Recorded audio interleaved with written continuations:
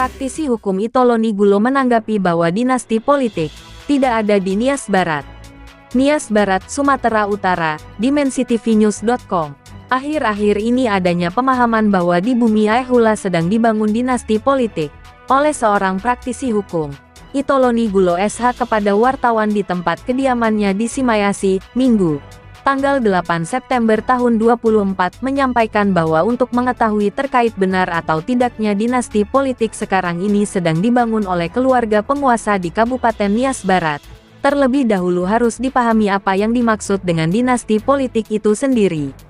Dinasti politik merupakan sebuah rangkaian strategi manusia yang bertujuan untuk memperoleh kekuasaan, agar kekuasaan tersebut tetap berada di pihaknya dengan cara mewariskan kekuasaan yang sudah dimiliki kepada orang lain, yang mempunyai hubungan keluarga dengan pemegang kekuasaan sebelumnya. Pengajar ilmu politik Universitas Negeri Semarang UNES Martin Herna Susanti mendefinisikan dinasti politik, yaitu sistem reproduksi kekuasaan yang primitif karena mengandalkan darah dan keturunan dari hanya beberapa orang. Dari pengertian dinasti politik tersebut, maka dapat dipahami, yakni pengalihan kekuasaan atau jabatan tersebut dilakukan dengan cara mewariskan kepada seseorang yang memiliki hubungan keluarga dengan pemegang kekuasaan sebelumnya. Terkait dengan penghapusan politik dinasti di Indonesia, melalui Undang-Undang Nomor 8 Tahun 2015 tentang Pemilihan Kepala Daerah telah menegaskan pelarangan terjadinya praktik dinasti politik, di mana pasal 7 undang-undang tersebut berbunyi, calon kepala daerah harus tidak memiliki konflik kepentingan dengan petahana.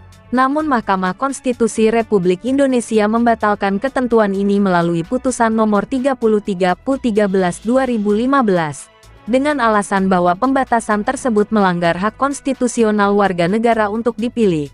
Jelas Itoloni Gulo. Selanjutnya, Itoloni Gulo SH menyampaikan bahwa hak konstitusional dimaksud diatur dalam Undang-Undang Dasar 1945 Ayat 3, yang menyatakan bahwa setiap warga negara berhak memperoleh kesempatan yang sama dalam pemerintahan.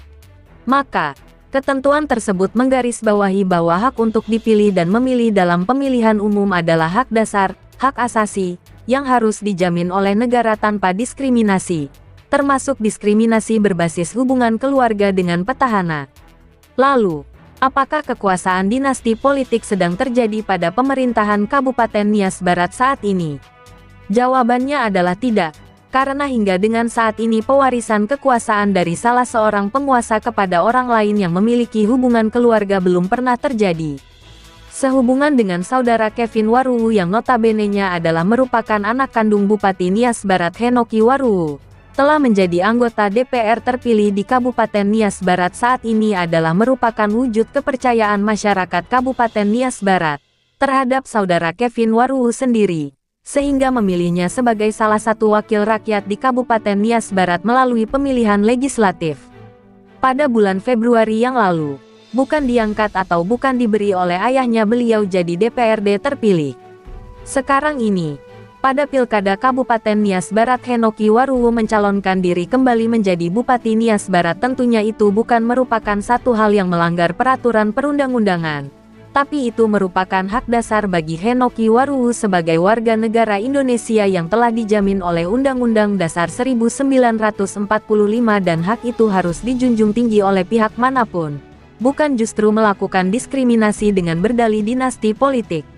Menurut Itoloni Gulo, rumor dinasti politik yang dibangun oleh pihak-pihak tertentu di tengah-tengah masyarakat Nias Barat saat ini, dibangun atas dasar kekhawatiran mereka yang berlebihan saja, dengan membangun asumsi yang salah bagi masyarakat dengan mengatakan bahwa apabila Henoki Waruwu kembali menjadi pemimpin Nias Barat maka nasib Kabupaten Nias Barat berada di ambang kehancuran, padahal tidak. Tentunya hal tersebut tidaklah benar, sebab sebagaimana telah diketahui bersama selama kepemimpinan beliau di Kabupaten Nias Barat ada banyak kemajuan dalam berbagai bidang seperti pembangunan infrastruktur, dan kebijakan-kebijakan yang langsung mengarah kepada masyarakat telah terlaksana dan telah dirasakan langsung oleh masyarakat Nias Barat sendiri, tuturnya. Selanjutnya, Itoloni Gulo menghimbau agar masyarakat Nias Barat harus benar-benar jeli dalam menyaring berbagai informasi. Jangan sampai terpengaruh dengan asumsi-asumsi salah yang sengaja dibangun oleh pihak-pihak tertentu. Masyarakat Nias Barat harus benar-benar jeli dalam menyaring berbagai informasi. Jangan sampai terpengaruh dengan asumsi-asumsi salah yang sengaja dibangun oleh pihak-pihak tertentu demi mendapat dukungan. Dalam kontestasi pilkada yang dilaksanakan pada tanggal 27 November tahun 2024 ini, himbau Itoloni Gulo. Liputan, Mareus Gulo, Kepala Perwakilan Wilayah Provinsi Sumatera Utara, mengabarkan untuk dimensitivinews.com, inspirasi membangun daerah.